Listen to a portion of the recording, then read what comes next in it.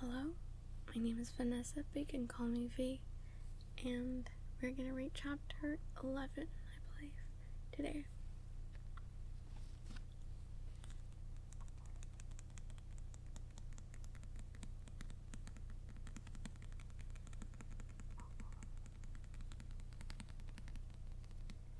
Chapter 11. Oh, wait, never mind. Sorry, almost forgot. Gonna breathe in deeply, okay? Inhale. And exhale.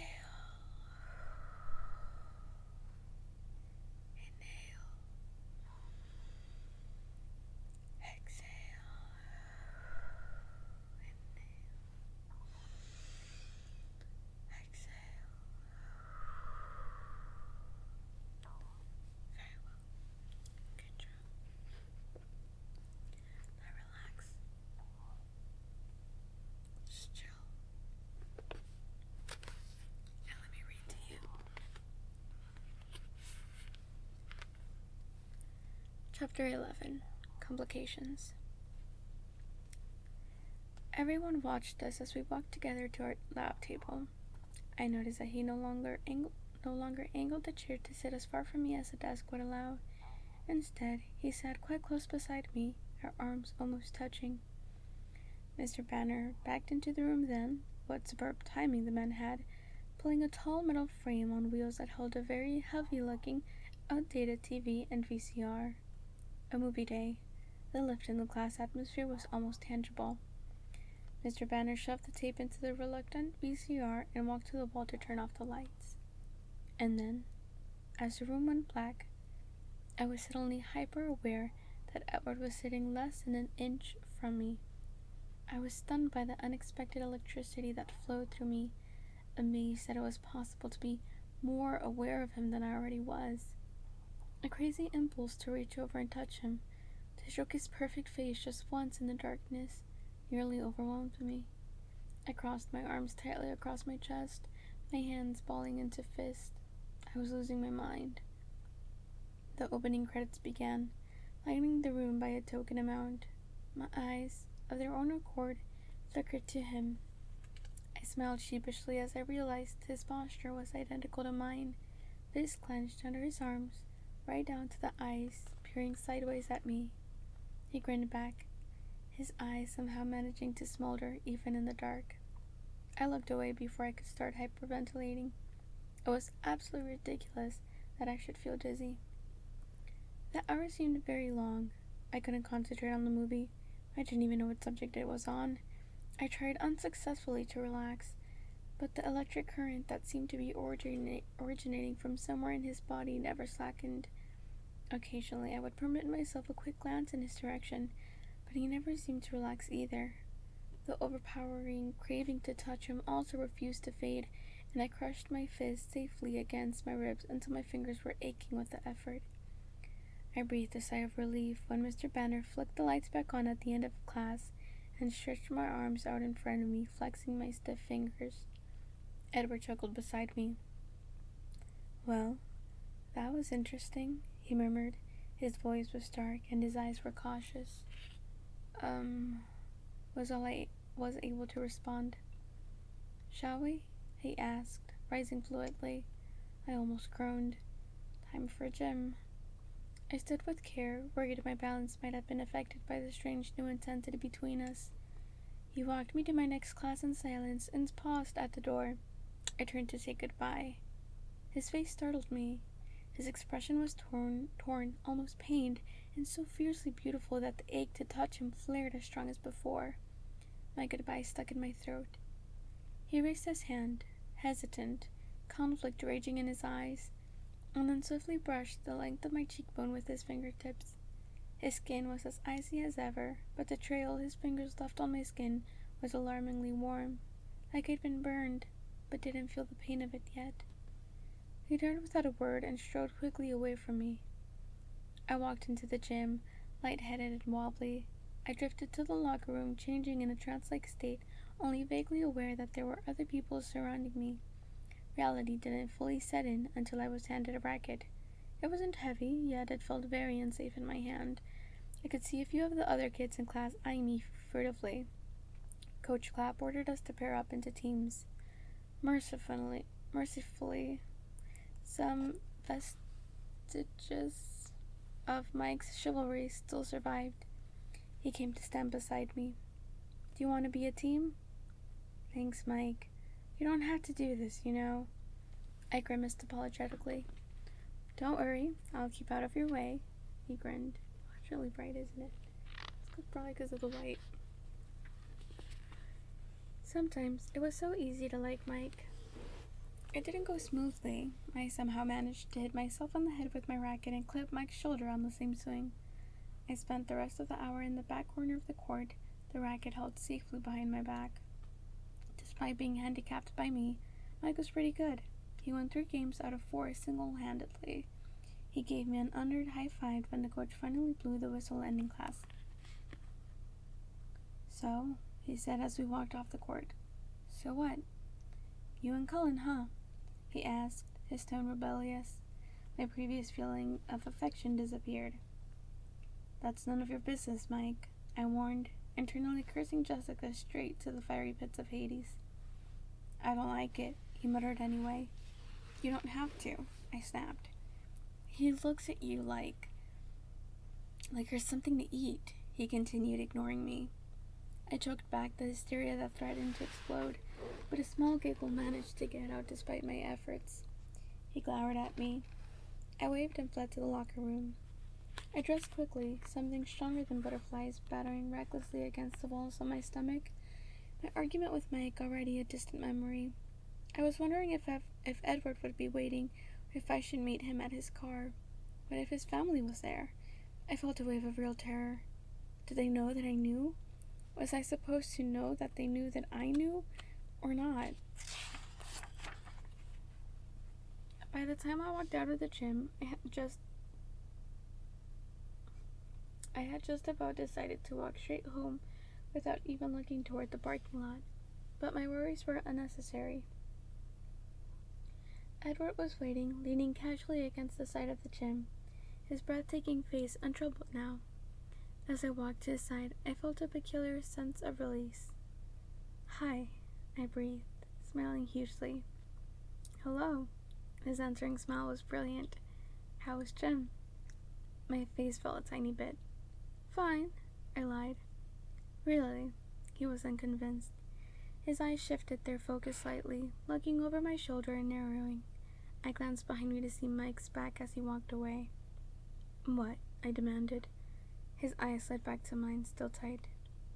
Newton's getting on my nerves. You weren't listening again? I was horror-struck. All traces of my sudden good humor vanished. How's your head? He asked innocently. You're unbelievable. I turned, stumping away in the general direction of the parking lot, though I hadn't ruled out walking at this point. He kept up with me easily. You were the one who mentioned how I'd never seen you at gym. It made me curious. He didn't sound repentant, so I ignored him.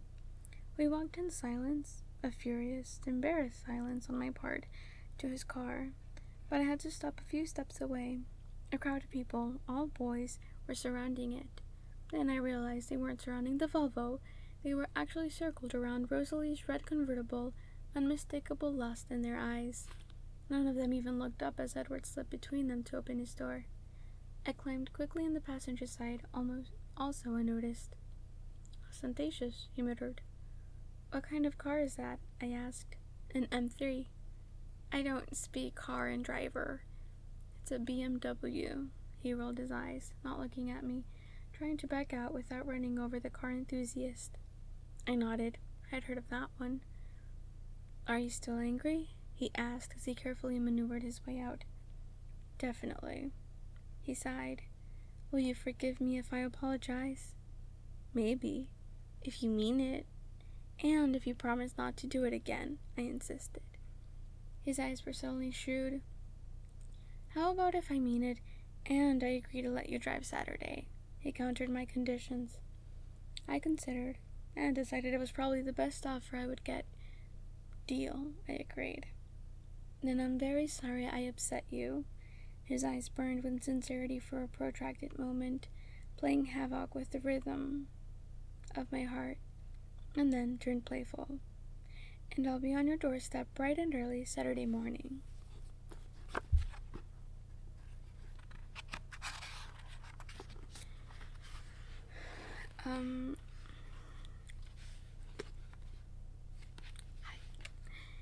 It doesn't help with the Charlie situation if an unexplained Volvo is left in the driveway. His smile was condescending now. I wasn't intending to bring a car. How? He cut me off. Don't worry about it. I'll be there. No car. I let it go. I had a more pressing question. Is it later yet? I asked significantly. He frowned. I suppose it is later. I kept my expression polite as I waited. He stopped the car. I looked up, surprised. Of course, we were already at Charlie's house, parked behind the truck. It was easier to ride with him if I only looked when it was over. When I looked back at him, he was staring at me, measuring with his eyes. And you still want to know why you can't see me hunt? He seemed solemn. But I thought I saw a trace of humor deep in his eyes. I clarified. I was mostly wondering about your reaction. Did I frighten you? Yes, there was definitely humor there. No, I lied. He didn't buy it. I apologize for scaring you, he persisted with a slight smile, but then all evidence of teasing disappeared. It was just the very thought of you being there while we hunted. His jaw tightened. That would be bad? He spoke from between clenched teeth. Extremely. Because? He took a deep breath and stared through the windshield at the thick, rolling clouds that seemed to press down, almost within reach. When we hunt, he spoke slowly, unwillingly, we give ourselves over to our senses, govern less with our minds, especially our sense of smell. If you were anywhere near me when I lost control that way. He shook his head, still gazing morosely at the heavy clouds. I kept my expression firmly under control, expecting the swift flash of his eyes to judge my reaction that soon followed. My face gave nothing away, but our eyes held, and the silence deepened and changed. Flickers of the electricity I'd felt this afternoon began to charge the atmosphere as he gazed unrelentingly into my eyes. It wasn't until my head started to swim that I realized I wasn't breathing. When I drew in a jagged breath, breaking the stillness, he closed his eyes. Bella, I think you should go inside now. His low voice was rough, his eyes on the clouds again. I opened the door, and the arctic draft that burst into the car helped clear my head. Afraid I might stumble in my woozy state, I stepped carefully out of the car and shut the door behind me without looking back. The whir of the automatic window unrolling made me turn. Oh, Bella, he called after me, his voice more even. He leaned toward the open window with a faint smile on his lips. Yes? Tomorrow it's my turn. Your turn to what? He smiled wider, flashing his gleaming teeth. Ask the questions. And then he was gone, the car speeding down the street and disappearing around the corner before I could even collect my thoughts. I smiled as I walked to the house. It was clear he was planning to see me tomorrow, if nothing else. That night, Edward starred in my dreams, as usual. However, the climate of my unconsciousness had changed. It thrilled with the same electricity that had charged the afternoon, and I tossed and turned restlessly, waking often. It was only in the early hours of the morning that I finally sank into an exhausted, dreamless sleep. When I woke, I was still tired, but edgy as well. I pulled on my brown turtleneck and the inescapable jeans, sighing as I daydreamed of spaghetti straps and shorts. Breakfast was the usual, quiet event I expected. Charlie fried eggs for himself. I had my bowl of cereal. I wondered if he had forgotten about this Saturday. He answered my unspoken question as he stood up to take his plate to the sink. About this Saturday, he began, walking across the kitchen and turning on the faucet. I cringed.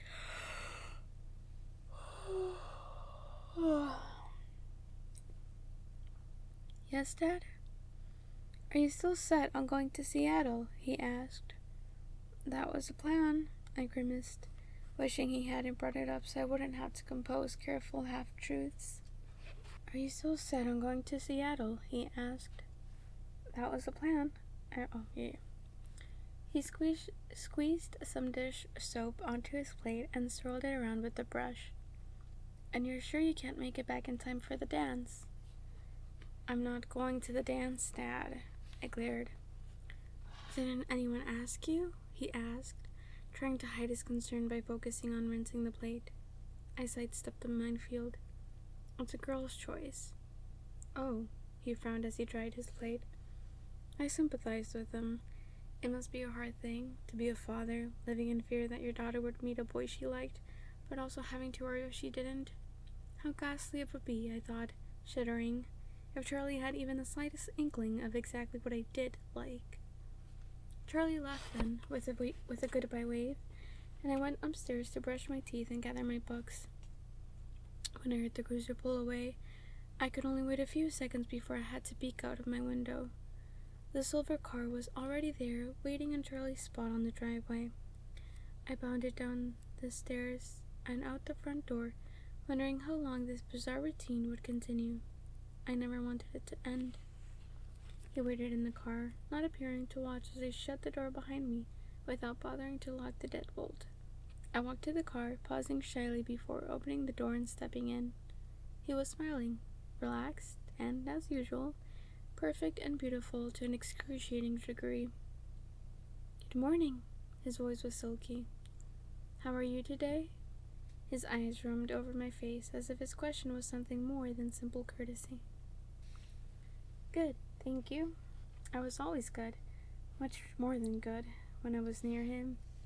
His gaze lingered on the circles under my eyes. You look tired. I couldn't sleep, I confessed, automatically swinging my hair around my shoulder to provide some measure of cover. Neither could I, he teased as he started the engine. I was becoming used to the quiet purr. I was sure the roar of my truck would scare me whenever I got to drive it again. I laughed. I guess that's right. I suppose I slept just a little bit more than you did. I'd wager you did. So, what did you do last night? I asked. He chuckled. Not a chance. It's my day to ask questions. Oh, that's right. What do you want to know? My forehead creased. I could imagine anything about me that could be in any way interesting to him. What's your favorite color? He asked, his face grave. I rolled my eyes. It changes from day to day. What's your favorite color today? He was still solemn. Probably brown. I tended to dress according to my mood. He snorted, dropping a serious expression. Brown? He asked skeptically. Sure. Brown is warm. I miss brown. Everything that's supposed to be brown, tree trunks, rocks, dirt, is all covered up with squashy green stuff here, I complained. He seemed fascinated by my little rant. He considered for a moment, staring into my eyes. You're right, he decided, serious again. Brown is warm. He reached over, swiftly, but somehow still hesitantly, to sweep my hair back behind my shoulder. We were at the school by now. He turned back to me as he pulled into a parking space. What music is in your CD player right now? He asked, his face as somber as if he'd asked for a murder confession. I realized it never removed the CD Phil had given me. When I said the name of the band, he smiled crookedly, a peculiar expression in his eyes. He flipped open a compartment under his car's CD player, pulled out 1 or 30 or so CDs that were jammed into the small space, pulled one of 30, and handed it to me. Debussy to this? He raised an eyebrow. It was the same CD. I examined the familiar cover art, keeping my eyes down. It continued like that for the rest of the day, while he walked me to English, when he met me after Spanish. All through the lunch hour, he questioned me relentlessly about every insignificant detail of my existence. movies I liked and hated, the few places I'd been, and the many places I wanted to go, and books. Endlessly books. I couldn't remember the last time I talked so much. More often than not, I felt self-conscious, certain I must be boring him, but the absolute absorption of his face and his never-ending stream of questions compelled me to continue. Mostly his questions were easy, only a very few triggering my easy blushes, but when I did flush, it brought on a whole new round of questions. Such as the time he asked my favorite gemstone, and I blurted out topaz before thinking. He'd been flinging questions at me with such speed that I felt like I was taking one of those psychiatric tests where you answer with the first word that comes to mind.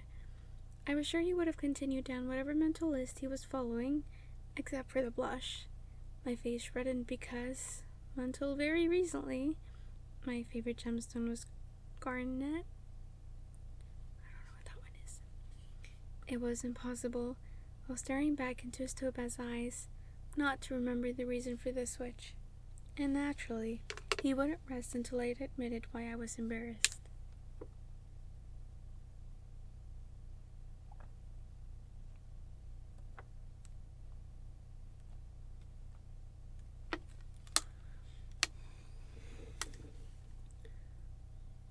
Tell me, he finally commanded after persuasion failed. Failed only because I kept my eyes safely away from his face. It's the color of your eyes today, I sighed, surrendering, staring down at my hands as they fiddled with a piece of my hair. I suppose if you asked me in 2 weeks, I'd say onyx. I'd given more information than necessary in my unwilling honesty, and I worried it would provoke the strange anger that flared whenever I slipped and revealed too clearly how obsessed I was. But his pause was very short.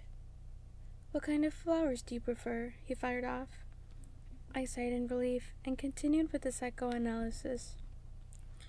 Biology was a complication again. Edward had continued with his quizzing up until Mr. Banner entered the room, dragging the audiovisual frame again. As the teacher approached the light switch, I noticed Edward slide his chair slightly farther away from mine. It didn't help. As soon as the room was dark, there was the same electric spark, the same restless craving to stretch my hand across the short space and touch his cold skin as yesterday. I leaned forward on the table, resting my chin on my folded arms, my hidden fingers gripping the table's edge as they fought to ignore the irrational longing that unsettled me. I didn't look at him, afraid that if he was looking at me, it would only make self-control that much harder. I sincerely tried to watch the movie, but at the end of the hour I had no idea what I'd just seen.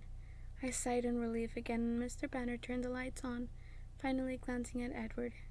He was looking at me, his eyes ambivalent.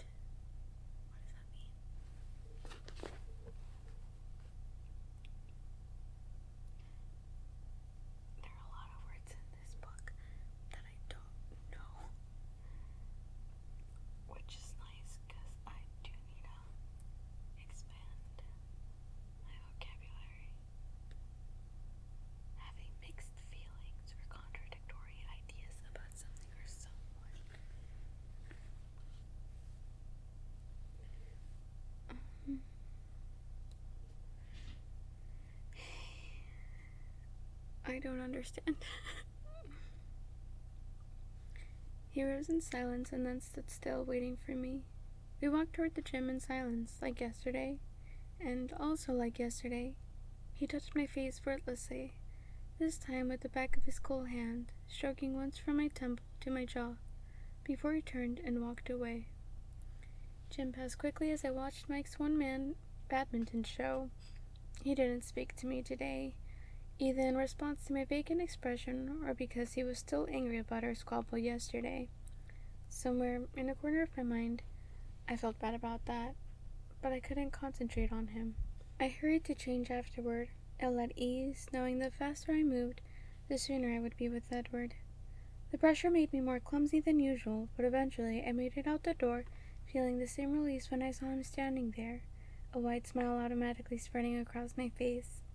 He smiled in reaction before launching into more cross-examination.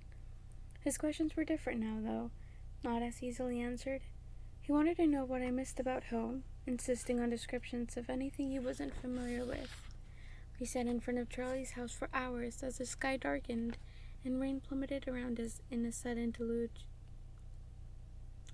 I tried to describe impossible things like the scent of creosote, bitter, slightly resinous, but still pleasant, the high keening sound of the cicadas in July, the feathery barrenness of the trees, the very size of the sky, extending white blue from horizon to horizon, barely interrupted by the low mountains covered with purple volcanic rock.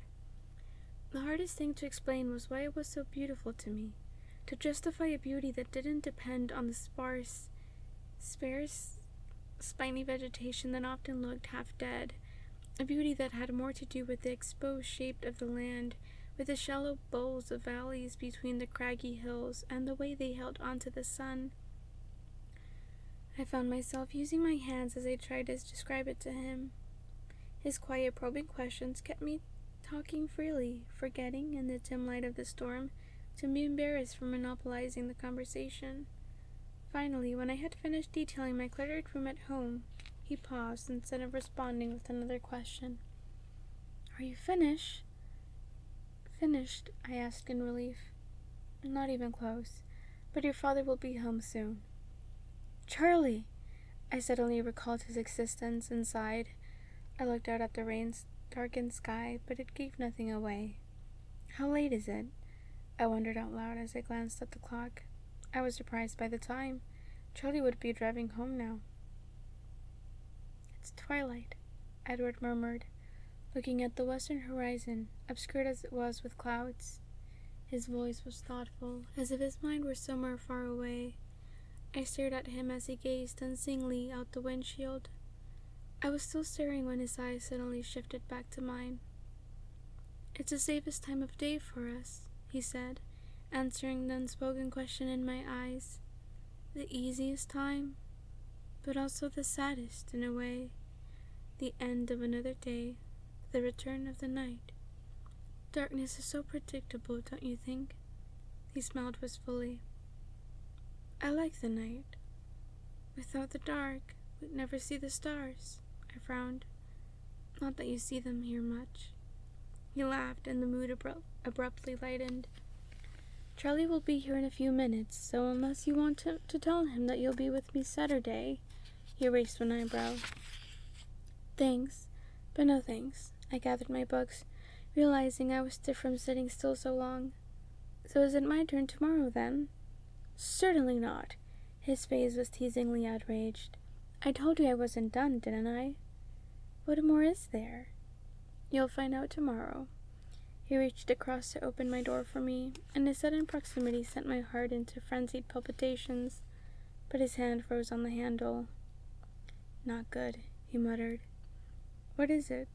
I was surprised to see that his jaw was clenched, his eyes disturbed. He glanced at me for a brief second. "Another complication," he said glumly. He flung the door open in one swift movement, and then moved, almost cringed, swiftly away from me. The flash of headlights through the rain caught my attention as a dark car pulled up to the curb just a few feet away, facing us.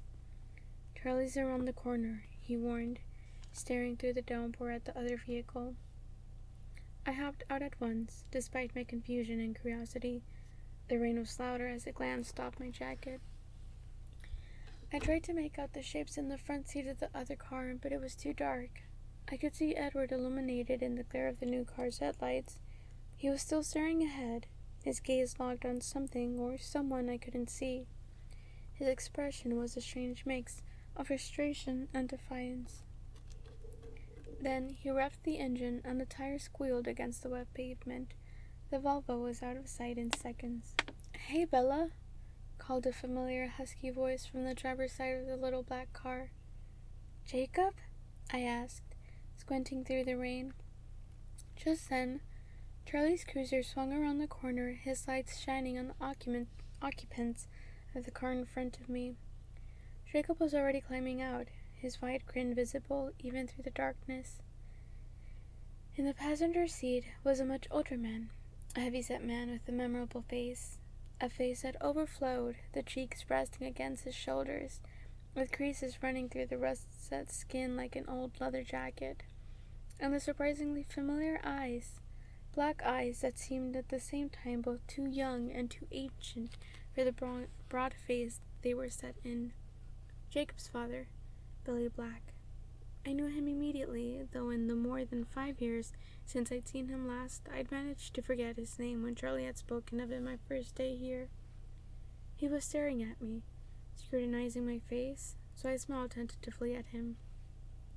His eyes were wide, as if in shock or fear.